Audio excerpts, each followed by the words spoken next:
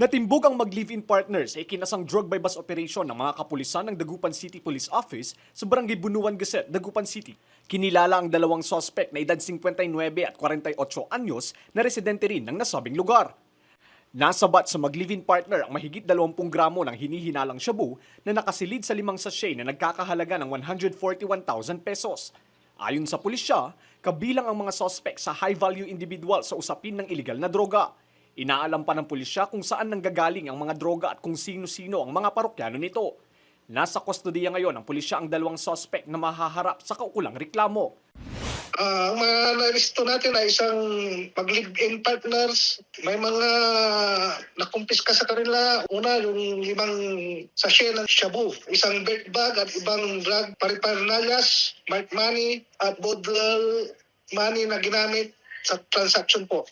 Patuloy kaming nananawagan sa publiko na makipagtulungan sa kapulisan. Ang tagumpay na ito ay patunay na hindi kami tumitigil sa pagsugpo ng iligal na droga para sa kaligtasan ng bawat Dagupenyo. Ang tagumpay na ito ay babala sa mga patuloy na gumagawa ng iligal sa ating lungsod. Sa Villasis, Pangasinan, arestado rin ng 43 anyos na lalaki matapos ding mahulihan ng mga ipinagbabawal na droga sa isinagawang search warrant operation ng pulisya sa Barangay Labit pasado 9 kagabi. Nasamsam sa kustodiya ng sospek ang 4 na sachet ng umano'y shabu na may bigat na 4 na gramo na may standard drug price na 27,000 pesos. Nasabat din ang iba't ibang mga drug paraphernalia. Positibo po itong si alias Coryo na nagtutulak at gumagamit ng droga. So inabot po yan ng 2 to 3 weeks po. Kasi mailap po itong tao na to kaya ganun po katagal yung ginawa ng tropa. Kaya po nung nagpositibo po, nag-apply po kaagad sila ng search warrant.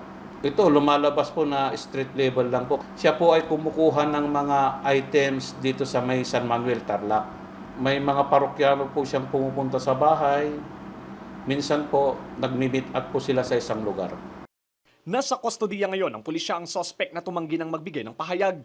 Mahaharap ang sospek sa reklamong paglabag sa Comprehensive Dangerous Drugs Act of 2002.